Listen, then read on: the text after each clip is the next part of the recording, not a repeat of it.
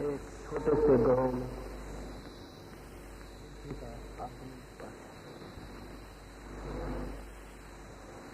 आज ही सुबह नगर में उस छोटे से गांव में उस गांव में एक सुदास नाम का समाज, बहुत गरीब, बहुत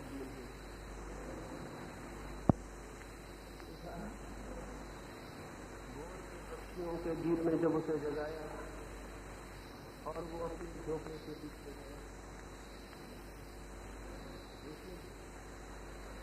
उसकी छोटी सी तलैया कमल का एक फूल अचानक बेमौसम खिल गया। उसे बहुत खुशी हुई।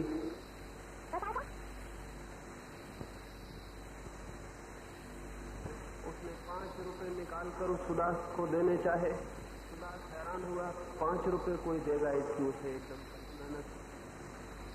लेकिन उसके पहले रुपए लेता, पीछे से नगर का बड़ा गणपति था, उसका रथ आकर रुका। सुदास ठहर जा, बेच मत देना, 5 अगर देता हो सेनापति तो मैं 5 सुदास तो बहुत हैरान हो गया।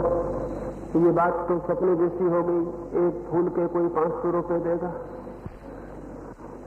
सुदास बढ़ा उस धनपति की ओर अपने फूल को लेकर, लेकिन तभी पीछे धूल उड़ाता राजा का स्वर्ण रथ भी आ गया और उसने कहा, सुदास ठहर जा, धनपति जो देता होगा उससे 10 गुना मैं तुझे दूंगा। सुदास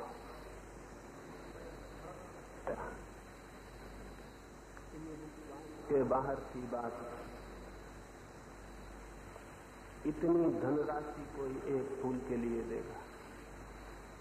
राजा के स्वर्ण रथ की तरफ वो बढ़ा, रुपए लेने को नहीं, बल्कि राजा से ये पूछने को, इस एक फूल के इतने दाम देने की क्या जरूरत आ पड़ी है, और सारा नगर ही क्या फूल को खरीदने को उत्सुक हुआ है।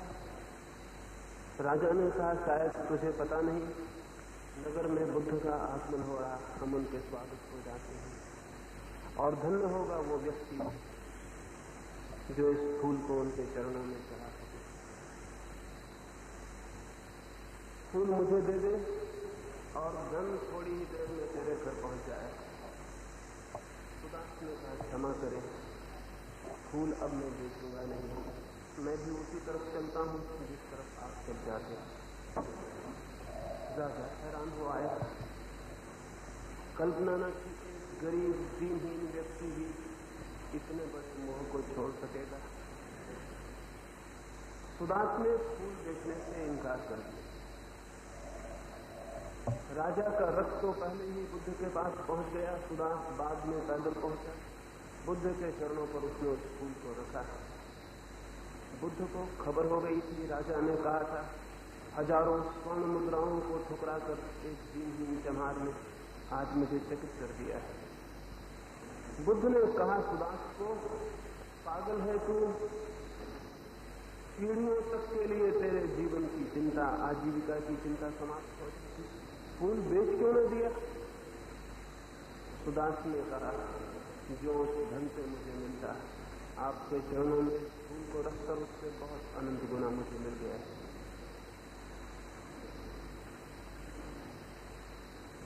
बुद्ध ने अपने भिक्षुओं को कहा, भिक्षुओं, ये दीनहीन मनुष्य नहीं है, ये बहुत सुसंस्कृत और सुशिक्षित व्यक्ति है। सुशिक्षित और सुसंस्कृत कहा उस सुदास को जो ना पढ़ा था ना लिखा था, दीनहीन था, जूते सिलकर ही जीवन जिसने यापन किया था, किसी विश्वविद्यालय में प्रवेश नहीं पाया, किसी गुरु के पास बैठकर कोई शिक्षा न पाई थी, लेकिन बुद्ध ने कहा सुशिक्षित है, सुसंस्कृत है ये दीनहीन चमार, और भिक्षुओं इससे शिक्षा लो। उनके एक भिक्षु ने पूछा, किस अर्थों में इसे सुशिक्षित कहते हैं। बुद्ध ने कहा, इसमें ऊंचे मूल्यों को देखने की क्षमता है, हायर वैल्यूज जिन्हें हम कहें, जीवन के ऊंचे मूल्यों को देखने की इसमें क्षमता है। शिक्षा का और कोई अर्थ भी नहीं है। जीवन में श्रेष्ठतर मूल्यों का दर्शन हो सके तो ही मनुष्य सुशिक्षित है। पैसे का दर्शन तो सुदास को भी हो सकता था, लेकिन नहीं, पैसे की जगह प्रेम को उसने वर्ण किया। धन तो उसे भी दिखाई पड़ता था, एक फूल के लिए जो धन मिलने को था वो बहुत था, लेकिन नहीं, उसने धन को ठुकराया और धर्म को वर्ण किया। उसने साहस किया क्षुद्र को छोड़ देने का और विराट के प्रति समर्पण का। शिक्षित मनुष्य का और कोई अर्थ नहीं होता। शिक्षित चित्त का अर्थ है जो क्षुद्र को विराट के लिए छोड़ सके। अशिक्षित का अर्थ है जो क्षुद्र को पकड़े रहे और विराट को छोड़ दे। लेकिन क्या इन अर्थों में हम आज की शिक्षा को शिक्षा कह सकेंगे? शायद नहीं। कोई कारण नहीं है इस अर्थ में शिक्षा को शिक्षा कहने का,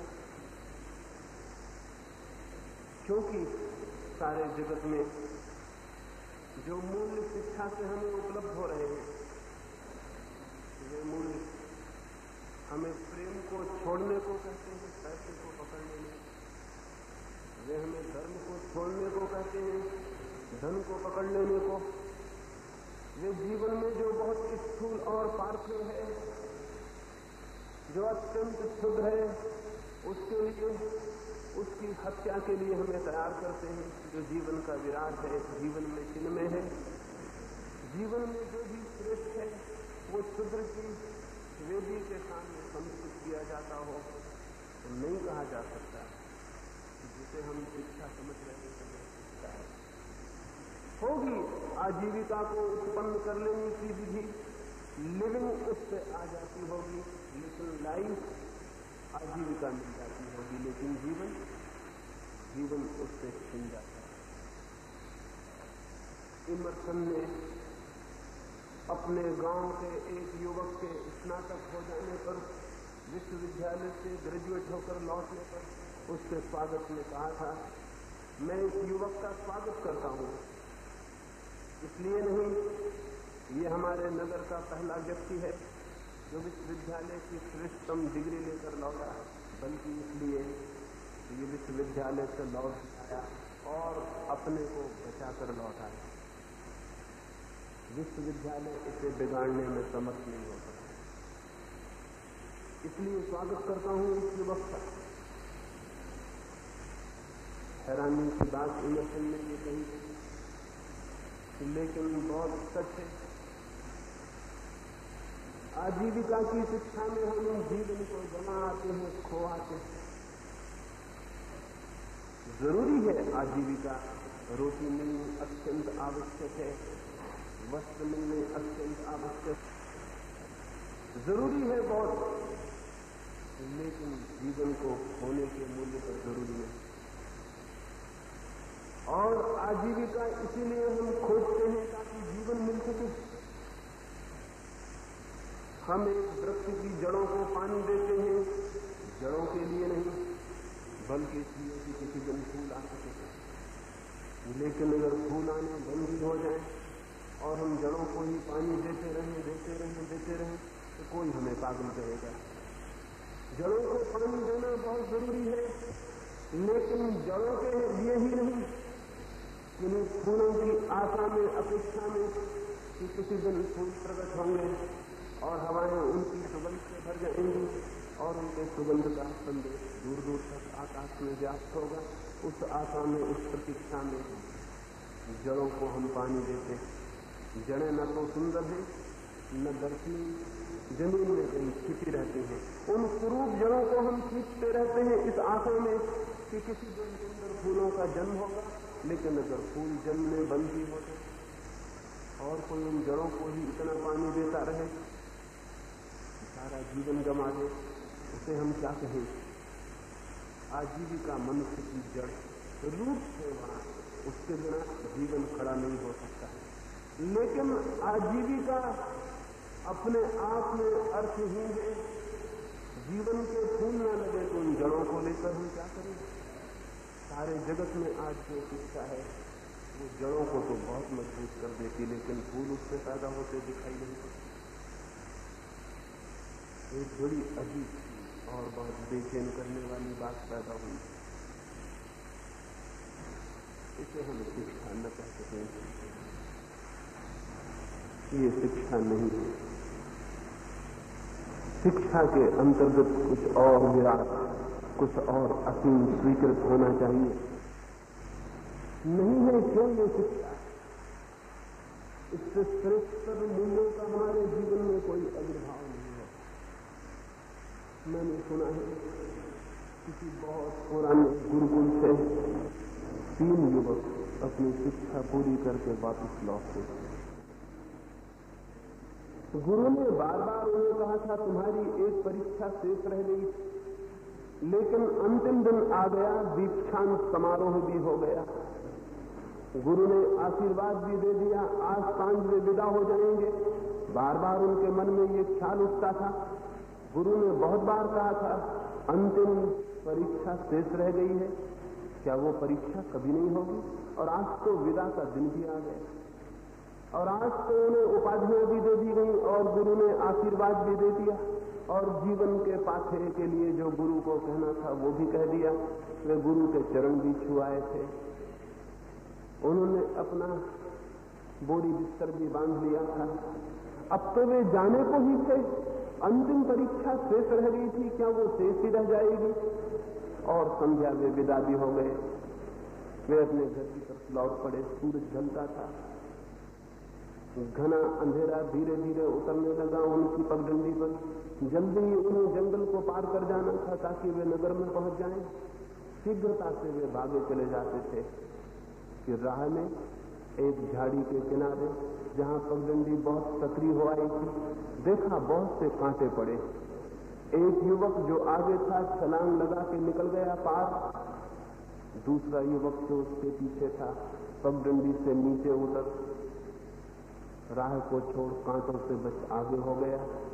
लेकिन तीसरा जो युवक था उसने अपने ग्रंथों को नीचे रख, अपने वस्त्रों को नीचे रख, अपनी चटाई को नीचे रख, उन कांटों को बीनना शुरू किया।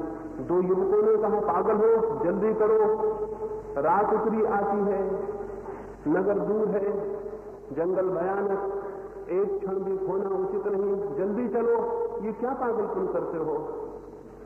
उस युवक ने कहा इसीलिए कि रात उतरी आती है, घना अंधेरा थोड़ी देर में घेर लेगा।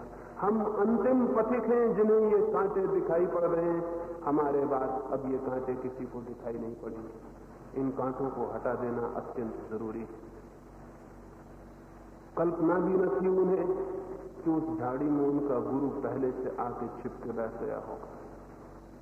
वो गुरु बाहर आ गया और उसने कहा कि अंतिम परीक्षा तुम्हारी ले ली गई, तुम जो 2 आगे निकल गए हो बिना कांटों को बीने, वापस लौट आओ, तुम असफल हो गए। तुम 1 वर्ष और रुक जाओ, अभी तुमने जीवन में प्रेम का पाठ भी नहीं सीखा। जीवन में कुछ उच्चतर मूल्य हैं, वे तुम्हारी दृष्टि में दिखाई नहीं पड़े। यदि राह पर पड़े कांटे भी तुम उठाने में असमर्थ हो तो मैं तुम्हें अभी जीवन में नहीं जाने दूंगा, क्योंकि तुम्हें शायद पता नहीं है कि जो आदमी दूसरे के राह से कांटे उठाने में असमर्थ सिद्ध होता है वो अपने जीवन की राह पर निरंतर कांटों ही कांटों को पाएगा। तुम्हें शायद ये पता नहीं है कि जो आदमी दूसरे की राह से कांटे उठाने में असमर्थ है वो आज नहीं कल दूसरे की राह पर कांटे बिछाने में समर्थ हो जाए। तुम्हें शायद पता नहीं है कि जिसे कांटों की पीड़ा का, कांटों के दुख का किसी दूसरे के लिए कोई बोझ नहीं है, उस आदमी के भीतर अभी मनुष्य का जन्म नहीं हुआ है। तुम वापस लौट आओ, तुम अंतिम परीक्षा में असफल हो गए। हमारी शिक्षा इस अंतिम परीक्षा में सफल हो सके, हम सफल हो सकेंगे, और अगर न हो सकेंगे तो किस मुंह से कहें कि जिसे हम शिक्षा कहकर जीवन का बहुत बड़ा हिस्सा व्यय कर रहे हैं, वो शिक्षा है। इस तथ्य को बिना स्वीकार किए शायद शिक्षा में कोई क्रांति नहीं पैदा हो सकेगी। इस तथ्य को स्पष्टता देखे बिना शायद हम कोई आमूल परिवर्तन पैदा नहीं कर सकेंगे। पढ़े लिखे लोग पैदा होंगे लेकिन शिक्षित नहीं, और पढ़ा लिखा आदमी अगर शिक्षित न हो तो गैर पढ़े लिखे आदमी से ज्यादा खतरनाक हो जाए, क्योंकि उसके पास तर्क होते हैं लेकिन उसके पास हृदय नहीं होता। उसके पास बौद्धिक क्षमता होती है लेकिन उसके पास प्रेम करने वाली पात्रता नहीं होती। और प्रेम से पृथक होकर जो तर्क है वो जीवन घाती सिद्ध होता। वो अंधे आदमी के हाथ में दी गई तलवार बन जाता। वो छोटे बच्चे के हाथ में खेलने के लिए दिए गए बम जैसा सिद्ध होगा। उसका विस्फोट होगा और जीवन को नुकसान होगा। इसके पहले कि कोई जीवन तर्कनिष्ठ बने, उसे प्रेम में प्रतिष्ठा मिल जानी चाहिए, क्योंकि प्रेम ही वहां तर्क को रोकेगा जहां तर्क जीवन के विरोध में जाता है और विषाक्त होता है। अकेला तर्क हो मनुष्य के पास तो उसके पास घोड़ा तो होता है बहुत तेज, लेकिन लगाम उसके पास नहीं होती। और ये घोड़ा किसी और को रोन देगा ये तो ठीक ही है, लेकिन इसके सवार के जीवन का भी कोई आश्वासन नहीं। ये उसको भी कहां ले पटकेगा इसे भी कहना कठिन। इधर हजारों वर्षों से पढ़ा लिखा आदमी शिक्षित नहीं है, इसका बहुत दुष्परिणाम मनुष्य को भोगना पड़ रहा है। ट्रूमन अमेरिका का प्रेसिडेंट था। हिरोशिमा और नागासाकी पर उसकी आज्ञा से ही अणुबम गिरे। दूसरे दिन सुबह पत्रकारों ने ट्रूमन के दरवाजे पर दस्तक दी। भीड़ थी पत्रकारों की और वे एक बड़ा अजीब प्रश्न पूछने उसके पास गए। उन पत्रकारों ने ट्रूमन के बाहर आते ही पूछा, क्या आप रात शांति से सो सके? बहुत उचित था ये पूछना। जिस आदमी की आज्ञा से 1 लाख लोग जल के राख हो गए हों, छोटे बच्चे, बूढ़े, निर्दोष, उस आदमी से ये पूछना बहुत जरूरी था, क्या तुम रात आराम से सो सके हो, शांति से? ट्रूमन ने कहा, बहुत शांति से। इधर बहुत दिनों से इतने आराम से नहीं सो सका था। एक चिंता मन पर बनी थी, वो चिंता समाप्त हो गई। मैं रात बहुत आराम से सोया, बहुत शांति। क्या कोई सुशिक्षित आदमी ऐसा कह सकेगा? नाम तो ट्रूमन है, सच्चा आदमी, लेकिन भीतर कोई झूठा आदमी बैठा होना चाहिए। नाम ही अच्छे हैं, भीतर आदमी बहुत झूठा है।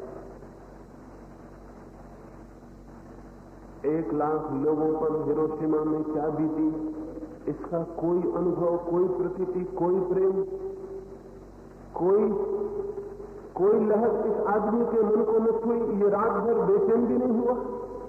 इसके सपनों में हिरोशिमा में उठे धुएं की कोई कालिख न आई। इसकी निद्रा में वहां रोते बच्चों की कोई झलक न पहुंची। अगर ऐसा आदमी शिक्षित है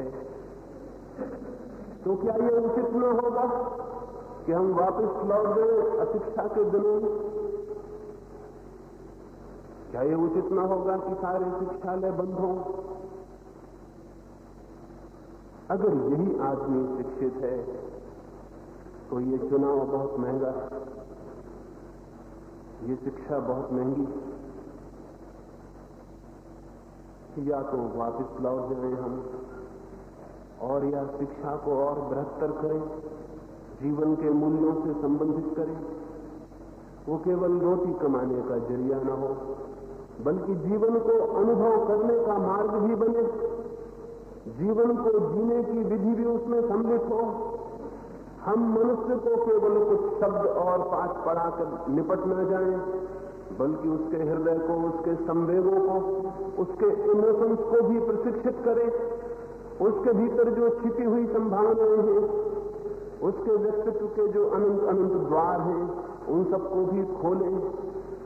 उसका मस्तिष्क ही भारी न हो जाए। शायद जापानी गुड़िया आपने देखी हो, एक गुड़िया होती जापान की, दारूमा नाम होता है, दारूमा डॉल। उस गुड़िया को हम धक्का दे दें, चोट पहुंचा दें, वो गिर जाती, फिर अपनी जगह बैठ जाती। न केवल बैठ जाती है, बल्कि बैठते वक्त, लौटते वक्त संगीत से भी आसपास की हवा को भर देती।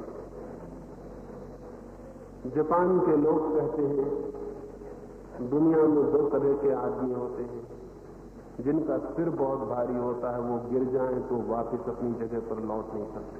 तो दो तरह की गुड़ियां बनाते हैं, एक को गिरा दे तो लौट नहीं सकेगी, उसका सिर बहुत भारी होता है, वजनी होता है, वो लौट नहीं सकती, सिर के बल पड़ी रह जाती। दूसरी गुड़िया वे बनाते हैं जिसका सिर अनुपात में होता है, वजनी नहीं होता है, गिर जाए वापस लौट के अपनी जगह बैठ जाए। मनुष्य भी दो तरह के होते हैं, जिनका सिर बहुत भारी हो जाता है और जिनके जीवन का सारा प्रशिक्षण केवल मस्तिष्क का प्रशिक्षण होता है।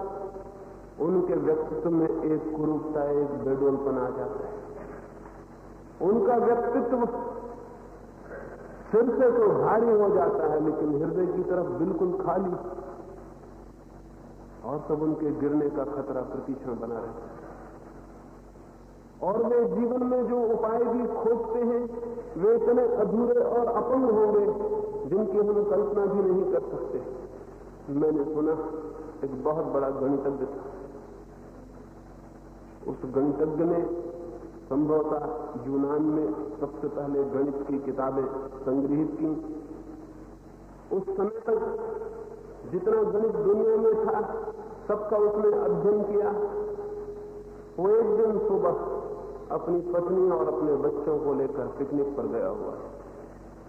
छोटी सी नदी की धार बीच में पड़ती थी।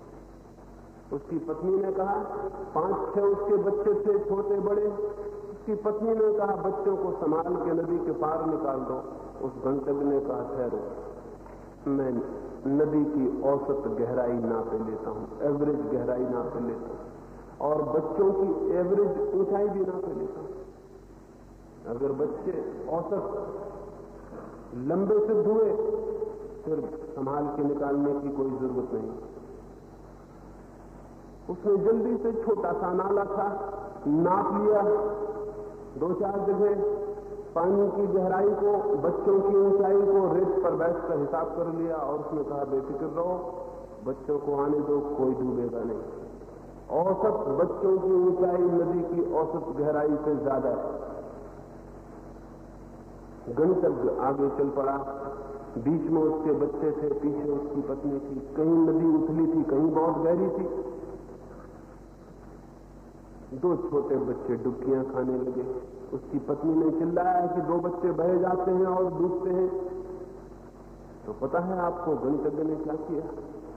गणितज्ञ भागा नदी के दूसरे किनारे की तरफ, जहां रेत पर उसने हिसाब किया था, ये देखने की कहीं हिसाब में कोई भूल तो नहीं होगी, नहीं तो बच्चे डूबेंगे थे।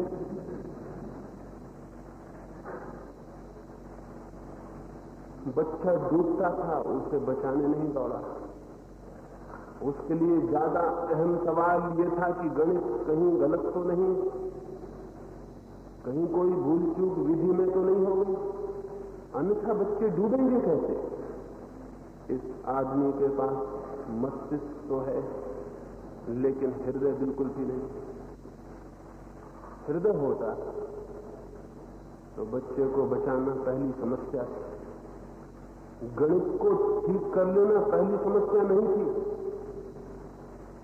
लेकिन जिनका भी मस्तिष्क प्रशिक्षित होगा, केवल मस्तिष्क और हृदय अनएजुकेटेड रह जाएगा, अशिक्षित रह जाएगा। उन सबके साथ यही भूल होगी।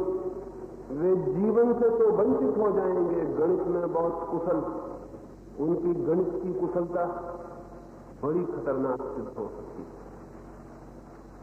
उनकी गणित की कुशलता मनुष्यों को नहीं देख पाएगी, अंकों को देखेगी। मिलिट्री में आदमी नहीं होते, अंक होते हैं। 1 नंबर का आदमी, नंबर 2 का सिपाही, नंबर 3 का सिपाही। और जब 10 सिपाही आज सांझ को नहीं लौट पाते तो ऐसी सूचना नहीं की जाती कि 10 आदमी मर गए, 10 अंक गिर गए, 10 फिगर खो गए। नंबर 10 का आदमी खो गया तो वे कहते हैं नंबर 10 गिर गया। एक आदमी का मरना और नंबर 10 के गिर जाने, इन दोनों बातों में बहुत फर्क है। नंबर 10 अंक गणित का एक अंक है और एक आदमी, एक जीवंत चेतना जिसके अपने सपने होंगे, जिसकी अपनी आशाएं होंगी, जिसका अपना प्रेम होगा, जिसने दुनिया में न मालूम क्या क्या करने की अभिप्साएं बांधी होंगी, एक ज्वलंत चेतना और गणित का एक अंक नंबर 10, इन दोनों में बहुत फर्क है।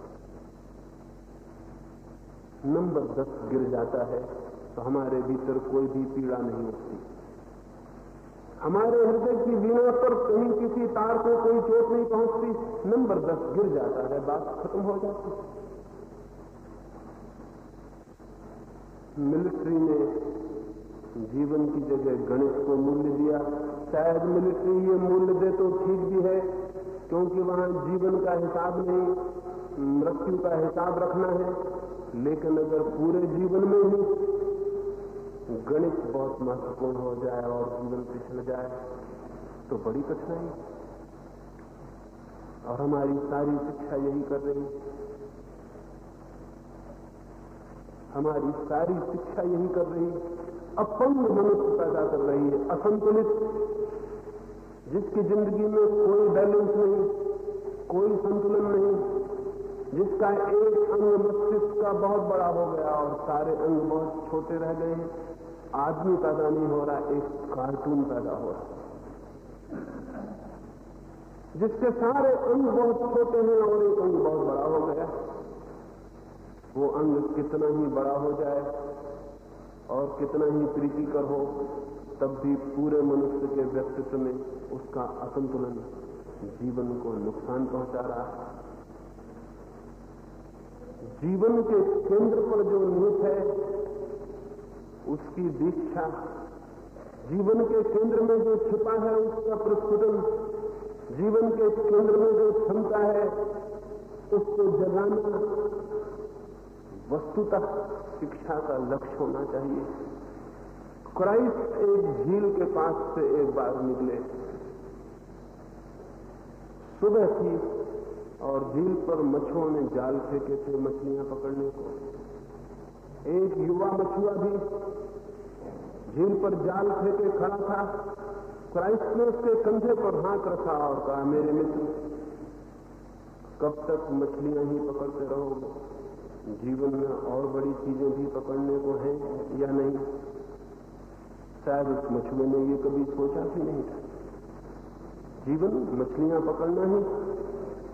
लौट कर उसने क्राइस्ट को देखा।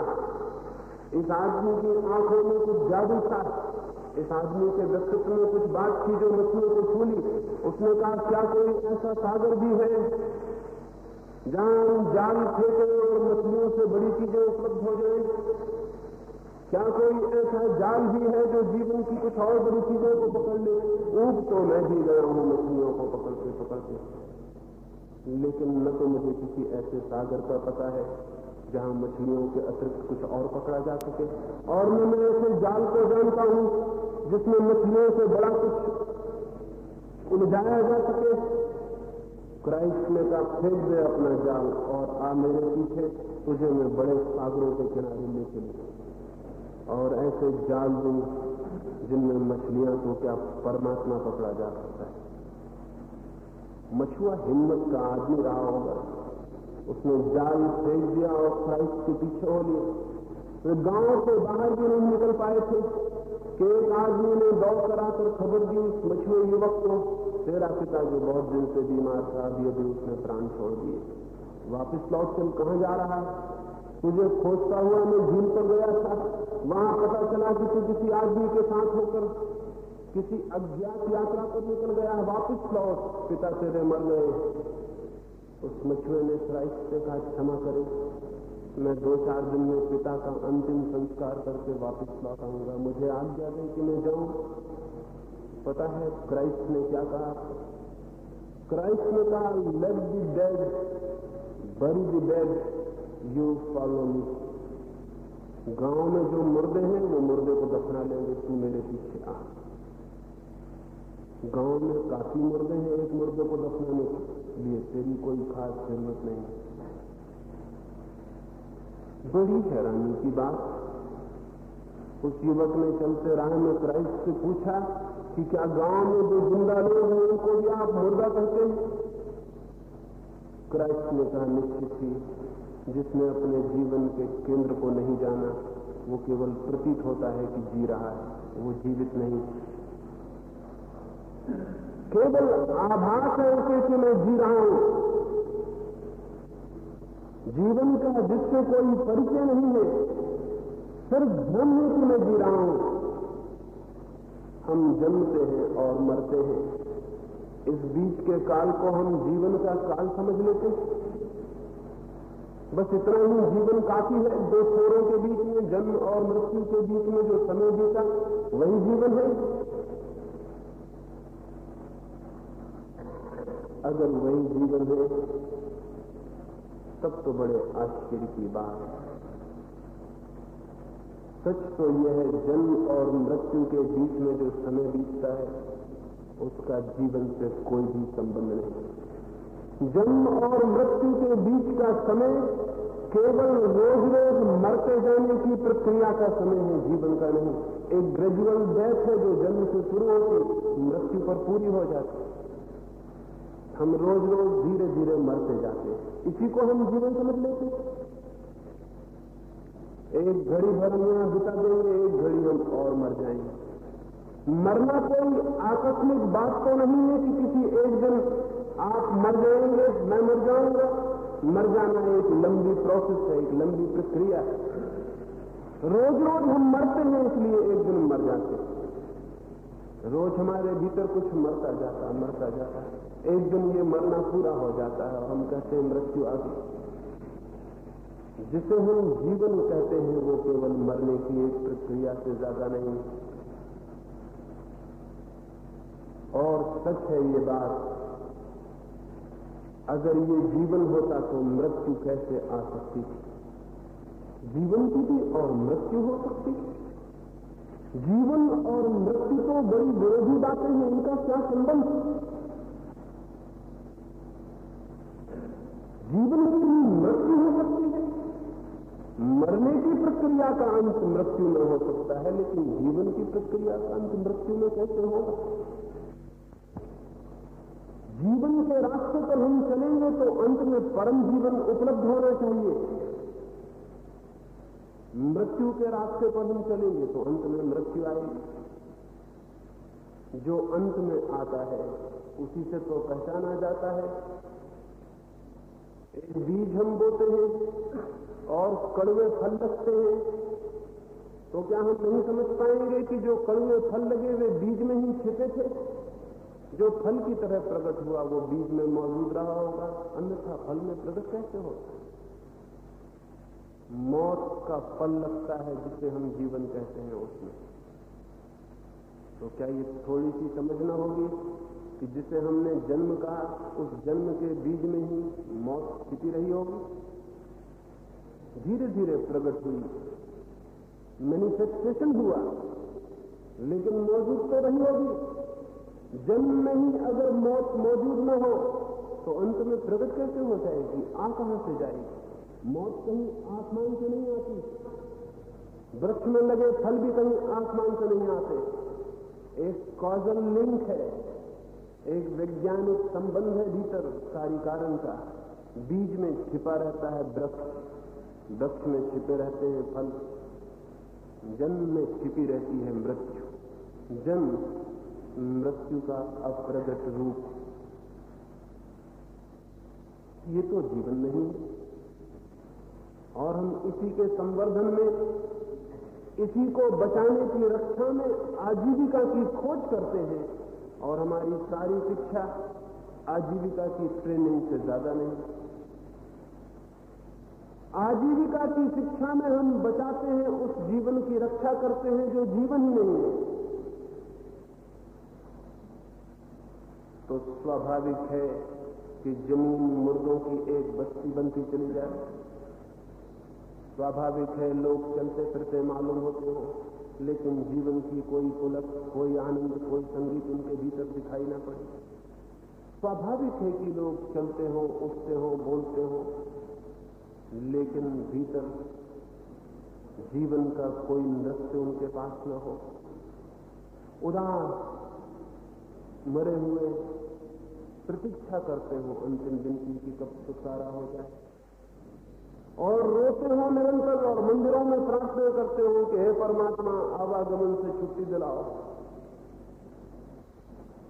तपश्चर्या करते हो, उपवास करते हो कि आवागमन से मुक्ति मिले। जीवन को ही जिन्होंने नहीं जाना, स्वाभाविक है कि वे जीवन से ही छूट जाने की कामना करते हो। सारी दुनिया में धर्मों ने एक सुसाइडल रुख अपना लिया। सारी दुनिया में धर्मों ने एक आत्महत्या का रुख अपना लिया, और वो सभी को अपील भी करती है बात, क्योंकि सभी मुर्दों को मर जाना ही उचित है बजाय जीने के, क्योंकि जीने का तो कोई पता नहीं। रविंद्रनाथ ने मरने के 2 दिन पहले एक गीत लिखा था। उस गीत में कहा था, हे पिता, हे परमात्मा, तुझे धन्यवाद देता हूं कि तूने मुझ अपात्र को भी जीवन को जानने का मौका दिया, और प्रार्थना करता हूं बार बार मुझे जीवन में भेज देना। तेरा जीवन बहुत सुंदर था, बहुत अमृत, तेरे जीवन में बहुत आनंद था, तेरे जीवन में बहुत सुबास थी, और अगर मैं उसे न जान सका हूं तो भूल मेरी थी, तेरे जीवन का कोई कसूर नहीं। अगर उस जीवन से मैं परिचित न हो सका हूं तो अंधा मैं था, तेरे सूरज का कोई कसूर नहीं। अगर उस संगीत को मैं न सुन पाया हूं जो तेरा जीवन था, तो बहरा मैं था, तेरे संगीत की कोई भूल नहीं। जीवन को जो जानने की खोज में गहरा होगा, वो एक ग्रेटिट्यूड, एक धन्यता अनुभव करेगा। जीवन से छूट जाने के पागलपन की बात नहीं, बल्कि जीवन में और गहरे उतर जाने की, जीवन को पूरे प्राणों से उपलब्ध कर लेने की अभिष्ठा का उसमें जन्म होगा। वो एक प्यास से भर जाएगा कि जीवन की समग्रता को कैसे उपलब्ध हो जाए।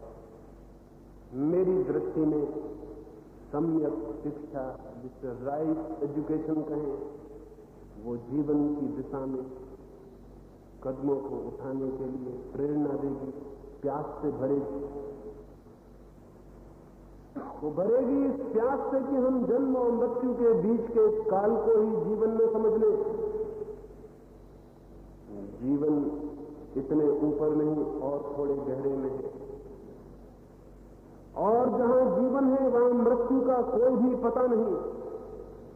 एक फकीर था हुई भाई, उससे किसी ने जाके पूछा कि मुझे मृत्यु के संबंध में और जीवन के संबंध में कुछ बताओ। उस फकीर ने कहा, अगर जीवन के संबंध में समझना हो तो आना मेरे पास, और अगर मौत के संबंध में समझना है तो किसी और के पास जाना। जहां मैं हूं वहां मृत्यु का कोई अस्तित्व ही नहीं।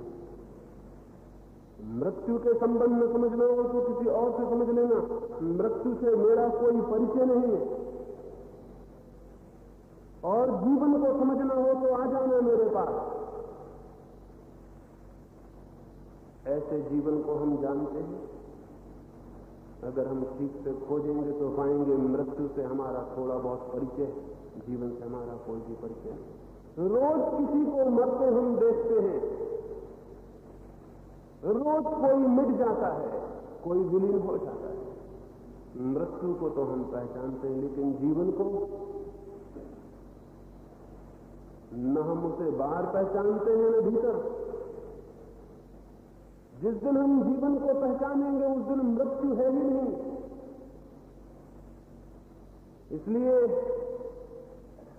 इसको एक कसौटी, एक मापदंड समझ लेना। जब तक मृत्यु दिखाई पड़ती हो जमीन पर कहीं भी, तब तक ठीक से जान लेना कि अभी जीवन का मुझे पता नहीं। जिस दिन जीवन दिखाई पड़ेगा उस दिन मृत्यु बिल्कुल भी नहीं। एक बार अंधेरे में जाके भगवान को ये प्रार्थना की थी कि तुम्हारा सूरज मुझे बहुत परेशान किए रहता, सुबह से निकल के मेरे पीछे पड़ जाता है और शाम थका डालता है मुझे भगा भगा। मैंने इसका कुछ बिगाड़ा नहीं, क्यों मेरे पीछे पड़ा है? और रात में विश्राम भी नहीं कर पाता दिन भर की थकान के बाद कि ये सुबह फिर मौजूद हो जाए। स्वभाव का शिकायत उचित थी और भगवान ने सूरज को बुलाया होगा और सूरज से कहा तुम अंधेरे के पीछे क्यों पड़े हो, क्यों नाहक उसे परेशान किए हो?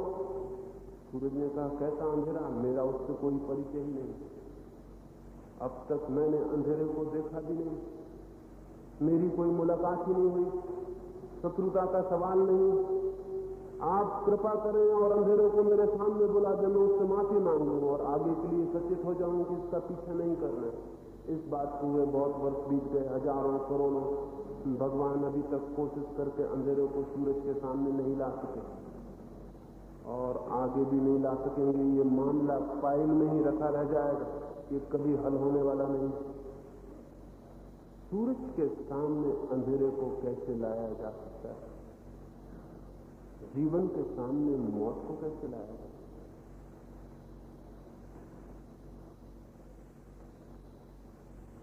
इस बात को अगर हम समझेंगे तो एक बहुत सीक्रेट ख्याल में आ जाएगा। सूरज के सामने अंधेरे को क्यों नहीं लाया जा सकता?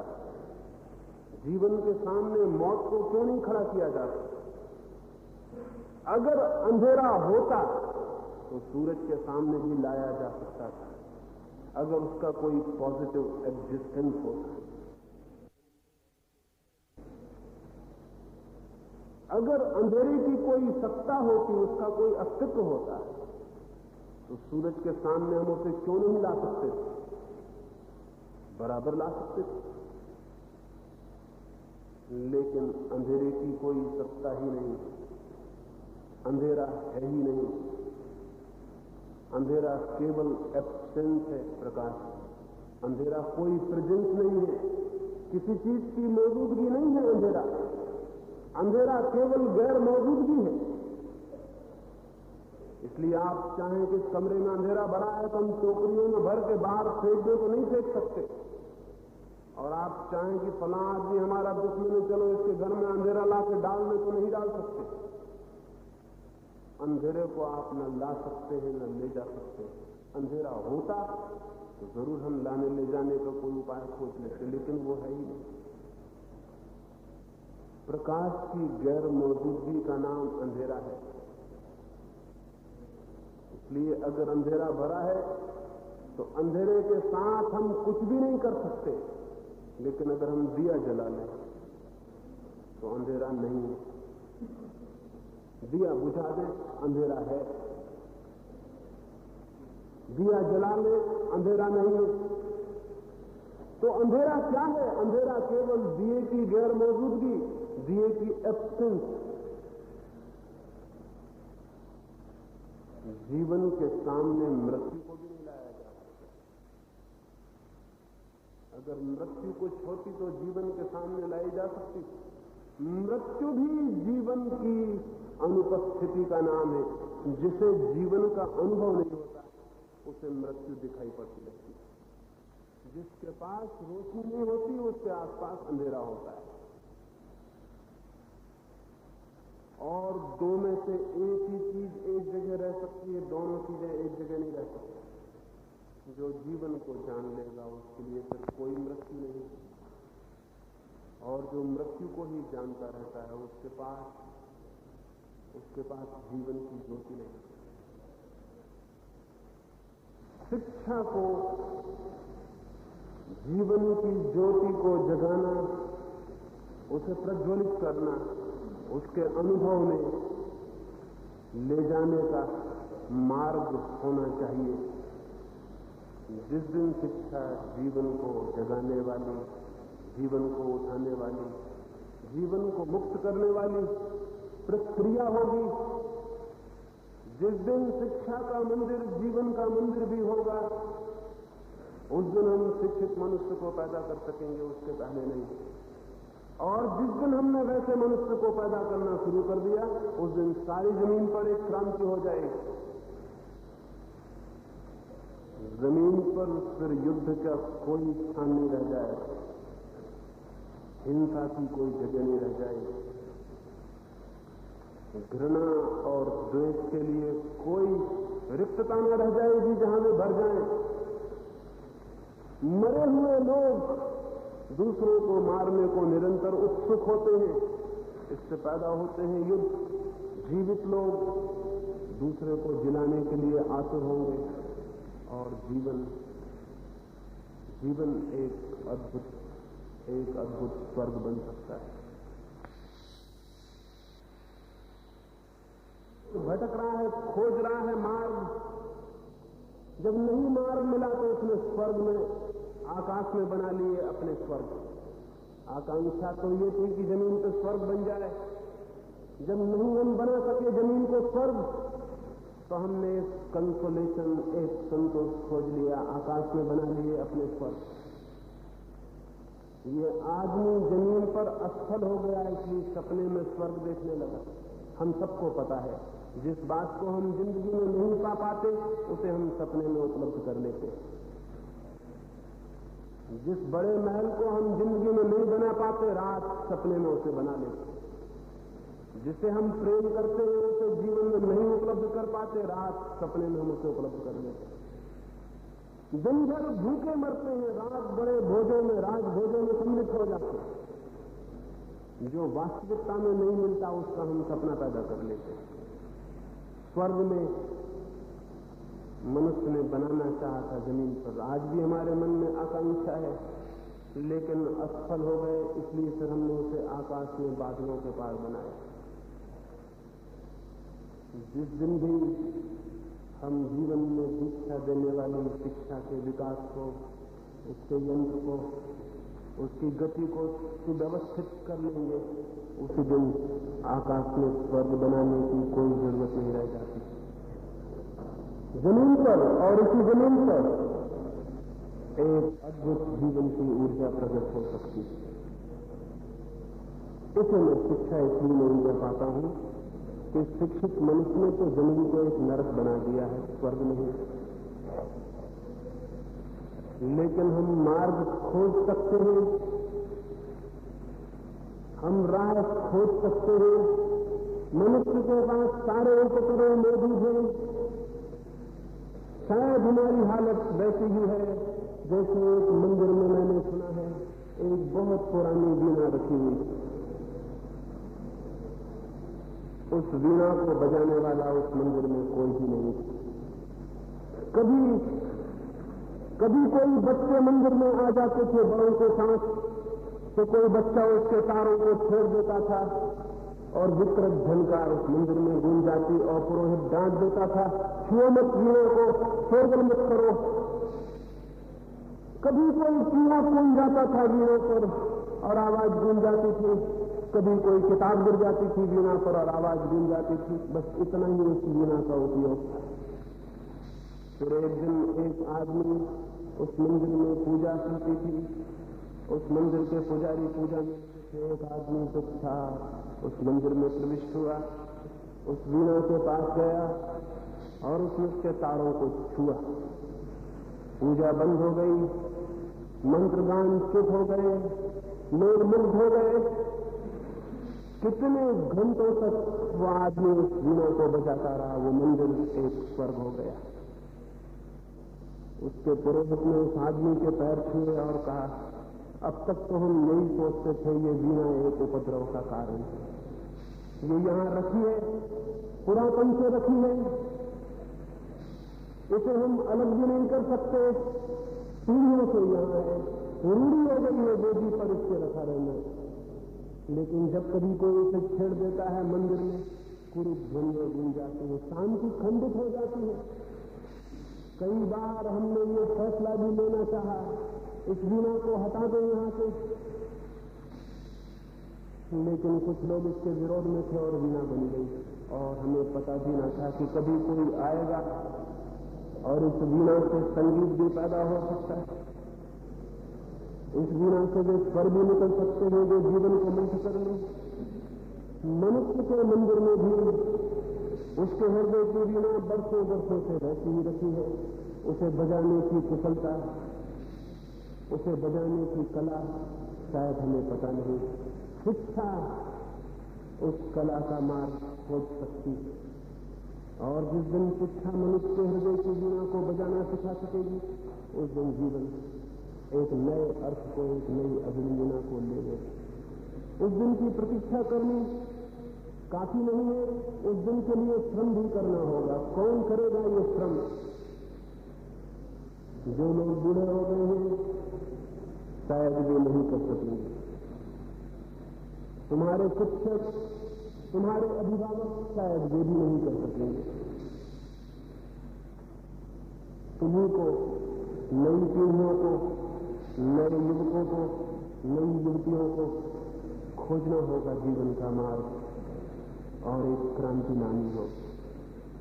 मैंने ये थोड़ी सी बातें कही, ये बातें अधूरी हैं। मैं इतना ही कह पाया कि जीवन की वीणा को बजाने का अब तक शिक्षा ने कोई मार्ग नहीं खोजा है।